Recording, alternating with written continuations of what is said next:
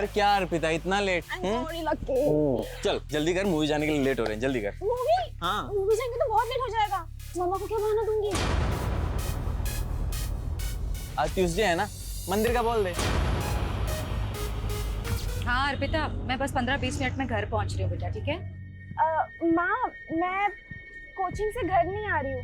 वो हाईवे वाला मंदिर है ना, वहाँ जा रही हूँ अपने फ्रेंड्स के साथ। अरे इतनी दूर जाने की क्या जरूरत थी? माँ, एग्जाम के लिए मन्नत मांगी थी। मुझे बता देती ना बेटा, मैं साथ चल देती।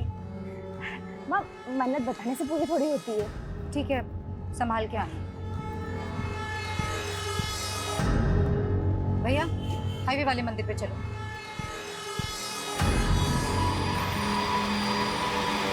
I get down to business.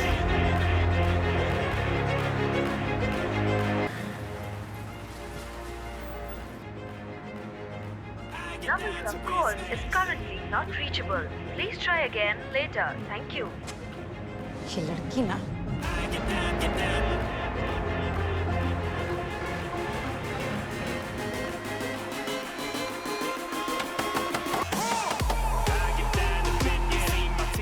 क्या रोज रोज का तमाशा लगा रखा है तुम लोगों ने? जब देखो तब लाउड म्यूजिक। आंटी आपको प्रॉब्लम क्या है? मेरे घर में कुछ भी करो, आपको क्या? जंगल में नहीं रह रहे हो, हाँ? कॉलोनी में रहते हो, और सिर्फ मैं नहीं, पूरी कॉलोनी डिस्टर्ब हो रही है तुम लोगों के इस लाउड म्यूजिक से। ये क्या है? लड़कियां बुला रखी हैं यहाँ पर। तुम लोग खड़े हो जाओ। क्या है? हाँ, पता है माँ बाप को यहाँ पे तुम लोग क्या कर रहे हो इन लड़कों के साथ में? अरे इतना सा सोचा तुम लोगों ने? इन लड़कों ने अगर तुम लोगों का रेप कर दिया तो तुम्हारे माँ बाप की इज्जत का क्या होगा? आंटी बहुत हो गया, हद में रहिए आप। अच्छा, मुझे ना मेरी हद मत बताओ अच्छी तरह। ड्रग्स? ये क्या है? तुम लोगों को पता है ना अच्छी तरीके से कि ड्रग्स लेना हमारे देश में गैर कानूनी है। बुलाओ पुलिस को, करवाओ अंदर, दिखाओ अपनी हाथ।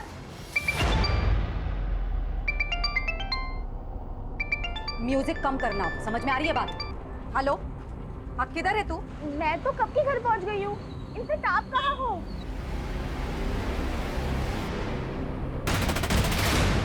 तो तू अब मुझसे खुलेआम झूठ बोलने लगी है। गई थी मैं तेरे कोचिंग सेंटर, वहां से पता चला कि तेरा एक लड़के के साथ चक्कर चल रहा है। ओह, तो अब आप मेरी जासूसी करने लगी? ज्यादा बकवास मत कर अर्पिता।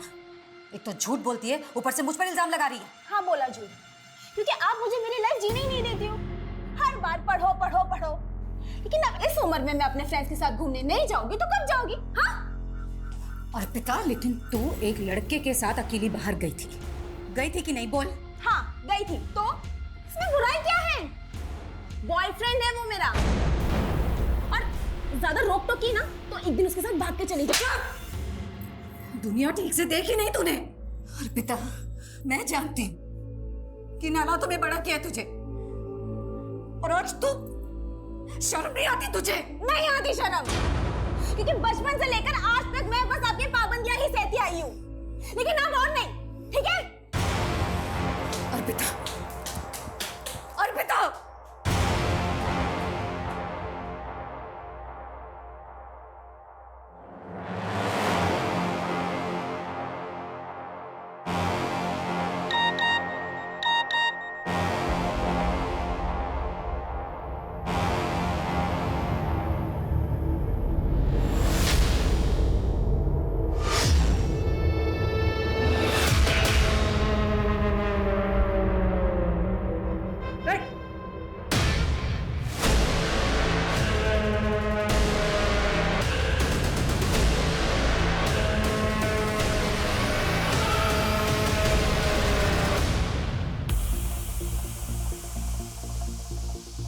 अरे यार अर्पिता, अपसेट क्यों हो रही हो? तुमने कुछ भी गलत नहीं किया है। यार, अगर आज मेरे पापा जिंदा होते ना तो मेरे साथ ऐसा बिल्कुल नहीं होता। Let's have a drink, okay? मैं नहीं करती ड्रिंक। अरे लेकिन अभी तुम्हें इसकी जरूरत है ना, तो पियो और सब कुछ भूल जाओ, ओके? अरे पियो यार, पियो। हाँ, शुरू में कड़वा लगेगा, अभी ठीक हो जाएगा। पूरा पियो।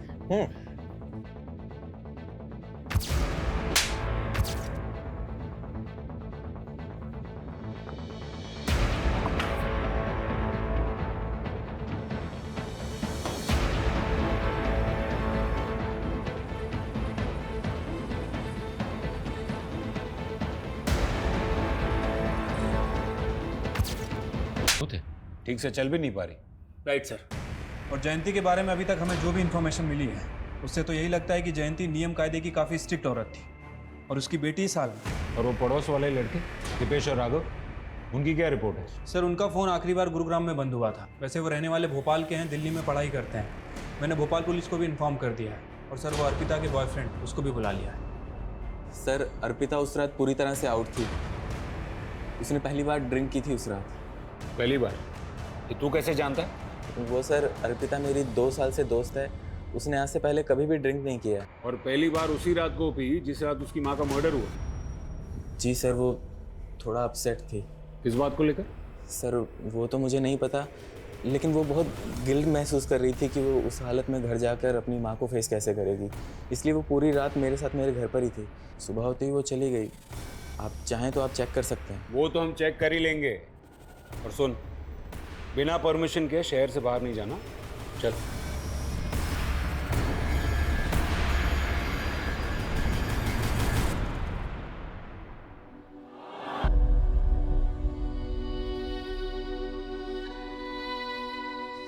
पता है, खुश रहना, मस्त रहना सबसे बेस्ट होता है। क्योंकि ना कभी किसी बात पे रोना भी आए ना तो हंसकर टाल दो, सारा स्ट्रेस गायब हो जाता है और दिमाग भी शांत हो जाता है। समझी? फोन भी गायब है, जो हम मान रहे हैं कि किलर ने गायब किया है।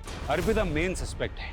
मुझे लगता है कि फोन गायब करने के पीछे की वजह माँ और बेटी के बीच की चैट हिस्ट्री को छुपाना होगा, क्योंकि उससे हमें पता चल जाता कि माँ और बेटी के बीच में बनती नहीं थी। और हाँ, वो 2 लड़के दीपेश और राघव, उनके बारे में भी पता करना होगा कि वो क्यों गायब। सर इन दोनों लड़कों के CDR में ऐसी 2 लड़कियों के नंबर मिले हैं जो साथ पार्टी में थे, अदिति और विनीता। उनसे मिलना होगा, शायद उनको पता हो कि दीपेश और राघव कहाँ है। कविता, तुम जयंती के फोन का लोकेशन IMEI नंबर से ट्रेस करो। Okay sir. सर एक और बात, 8 बजे जयंती ने एक नंबर पे कॉल किया था जो रीमा के नाम से रजिस्टर है। रीमा? कौन रीमा? सर वो जयंती के साथ उसके ऑफिस में काम करती थी।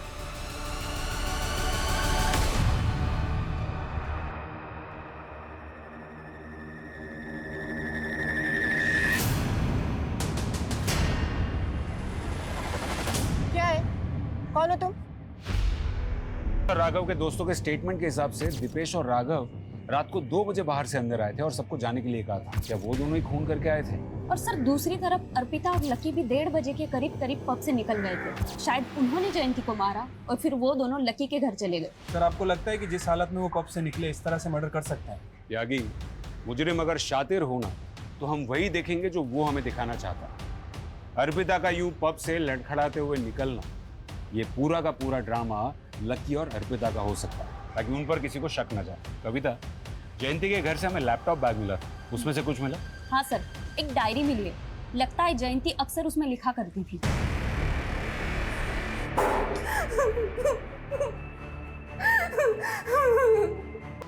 लकी कहाँ है?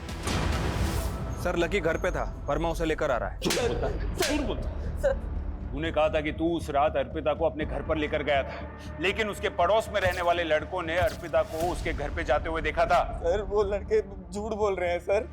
सर मुझे लगता है कि उन लड़कों ने ही अर्पिता को कहीं गायब किया है ताकि वो आपसे ये झूठ बोल सके। सर आप मेरी बात करें किंग लीजिए। त्यागी, ना तो हम ये दीपेश और राघव का भरोसा कर सकते हैं और ना ही लकी का। राइट सर, अर्पिता ही हमारी प्राइम सस्पेक्ट है, लेकिन अभी तक वो गायब है सर। ये अर्पिता का फोटो सर्कुलेट करो। ठीक है सर।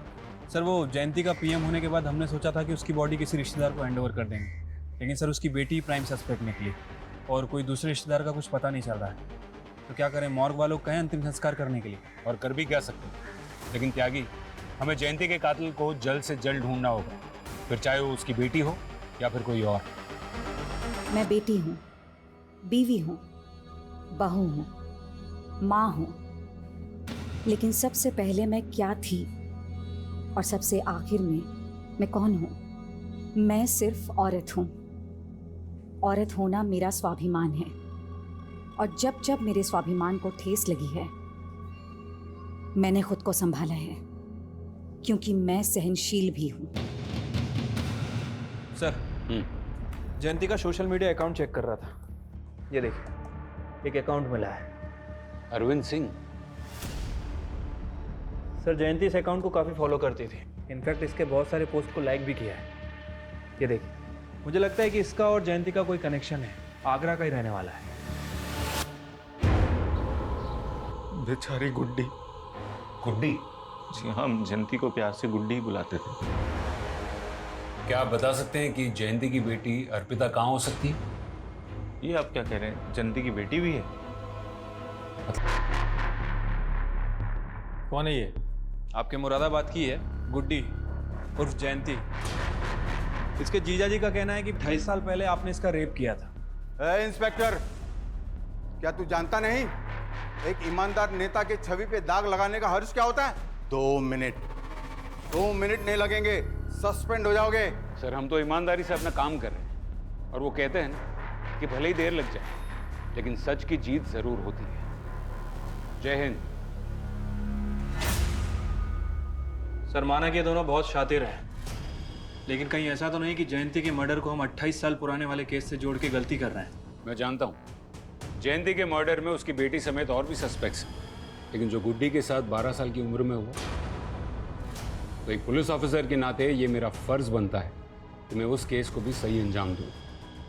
त्यागी, जयंती ने आखिरी बार रीमा को कॉल किया था जो उसके साथ उसकी ऑफिस में काम करती थी। ये रीमा से जयंती के बॉस के बारे में दोबारा बात करो, शायद कोई क्लू मिल जाए। ठीक है सर। के फासले पर हुए हैं। और सर हमारे यहाँ जयंती चौहान का मर्डर हुआ है। ये तीनों औरतों के साथ क्या हुआ? सर तीनों किडनैपर के चंगुल से निकल आए, तीनों जिंदा हैं। सर इन्होंने किडनैपर का एक स्केच भी बनवाया है, ये देखिए।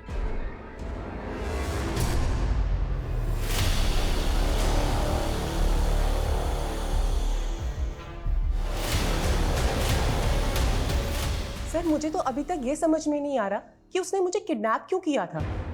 उसने मेरी फैमिली को फिरौती के लिए कोई कॉल भी नहीं किया और इसके बाद अचानक से उसने मुझे छोड़ दिया। तो उस दौरान उन लोगों ने आपके साथ किया क्या? यही है क्या? नहीं, मुझे नहीं लगता। ये क्या कर रहे हो तुम? ये आपने चूड़ी पहचाना? एक बार आप याद करके देखो। क्या चूड़ियां दिखा रहा था? जी सर, छोटी बच्चियों की लाल चूड़ियां दिखा रहा था और बार बार बस यही पूछ रहा था कि क्या मैं उन लाल चूड़ियों को पहचानती हूँ।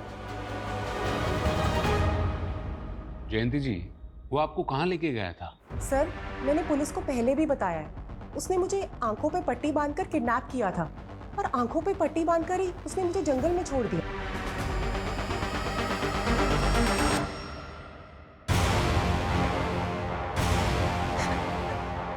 प्लीज मुझे छोड़ दो। तुझे तो मैं कभी नहीं छोड़ूंगा। ये तो गनीमत समझ कि तुझे अभी तक जिंदा छोड़ा हुआ है, लेकिन तेरी मौत तो पक्की है। सर मैंने जयंती नाम की बाकी की औरतों से भी बात की है। सर सभी का स्टेटमेंट पहली वाली जयंती से मैच कर रहा है। सर कहीं ऐसा तो नहीं कि वो कोई सुपारी किलर था जिसने जयंती को देखा ही नहीं था, लेकिन जब उसे असली जयंती मिली उसे आइडेंटिफाई किया और उसका मर्डर कर दिया। लेकिन फिर वो लाल चूड़ियां क्यों दिखा रहा था? वो भी बच्चियों की चूड़ियां?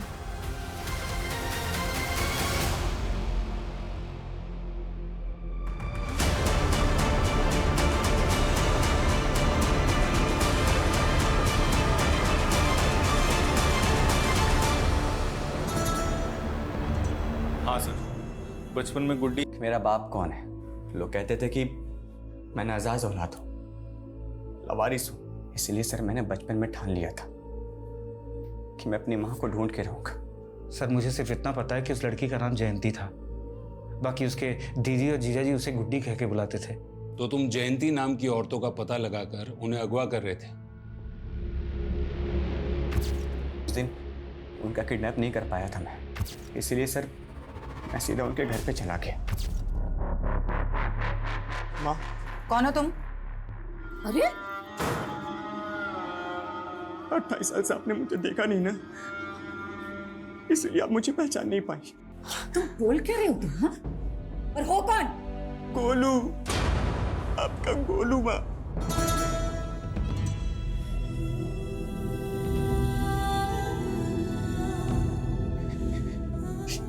ये आपकी चूड़ी दानिश अबू ने दी है।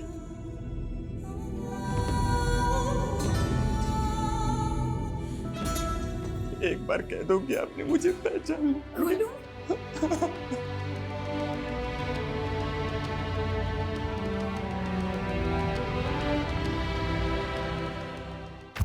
मारा क्यों? सर मैं क्यों मारूंगा, बल्कि उन्होंने तो मुझे अपना लिया था। हाँ बस मेरे असली बाप के बारे में उन्होंने कुछ भी नहीं बताया, लेकिन मुझे मेरी माँ मिल गई थी। ये खुशखबरी सुनाने के लिए मैं अपने अब्बू के पास जा ही रहा था कि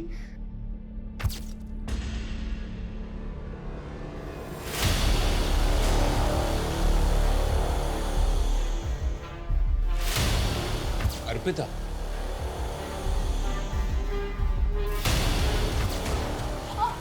अर्पिता, अर्पिता,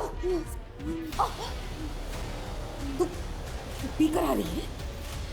मुझसे क्या पूछते हो? आप जवाब दो। इतनी रात को उस लड़के के साथ क्या कर रही थी? बदतमीज, तू जानती भी है कौन है वो? फिर से थप्पड़ मारा, फिर से हाथ उठाया। कभी को भी ऐसे ही मारा था ना? वो एक एक्सीडेंट था अर्पिता। शराब के नशे में ना वो मुझे मारना चाहता था।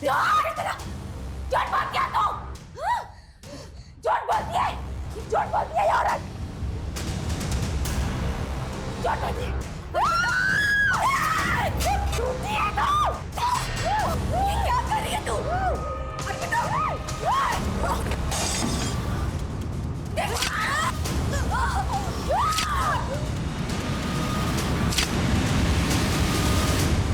लकी जानता था ना कि मर्डर तुमने किया है? हाँ सर, वो मुझसे प्यार करता था। मुझसे बहुत बड़ी भूल हो गई सर। मुझे नहीं पता था कि मेरी माँ बचपन से इतना सब सहती आ रही है। इतने सालों से मैं अपनी माँ के लिए वेट कर रहा था सर, और मिला भी तो सिर्फ एक दिन। हाँ मुझे अर्पिता पे शक था कि उसी ने कुछ किया, इसलिए मैंने उसका अपहरण किया था सर। लेकिन चाहकर भी मैं उसे मार नहीं पाया सर। आप ही बताओ कैसे मारता? आखिर थी तो मेरी बहन ना। कैसे एक गुनाह कई जिंदगियों को दर्द और बदनसीबी से भर देता है। अगर 28 साल पहले गुड्डी को इंसाफ मिल चुका होता तो शायद आज हम उसके अंजाम को बदल सकते हैं। त्यागी, ताज्जुब की बात तो ये है कि एक माँ अपने बेटे से 28 साल बाद मिलती है और उसकी बेटी को ऐसी गलतफहमी होती है कि उसने एक ही झटके में उसकी जान ले ली। लेकिन सर गुड्डी उर्फ जयंती, उसका इंसाफ अभी तक अधूरा है। उसके रेपिस्ट अभी तक बाहर घूम रहे हैं। अगर सर हम कोर्ट से परवेज और रिजवान के डीएनए टेस्ट का ऑर्डर ले लें तो करीम से उसका डीएनए मैच करके पता चल जाएगा कि उसका असली बाप कौन है। लेकिन त्यागी, रेप विक्टिम भी जिंदा नहीं है। सिर्फ गुड्डी के जीजा जी के बयान पर कि परवेज और रिजवान ने उसका रेप किया था, मुझे नहीं लगता है कि रेप विक्टिम की गैर मौजूदगी में उन पे कोई केस बनेगा। कोर्ट पहली सुनवाई में अपना केस डिसमिस कर देगा। मतलब सर 28 साल के बाद भी गुड्डी को इंसाफ नहीं मिलेगा। सर, रीमा ने नया बयान दिया है। रीमा का कहना है कि उसका बॉस विक्रम उसे मोलेस्ट करता था। सर, विक्रम ने अपने दोनों दोस्त रिजवान और परवेज के साथ मिलकर उसे एक फार्म हाउस पे ले जाकर फोर्स सेक्स के लिए मजबूर किया। लेकिन सर, रीमा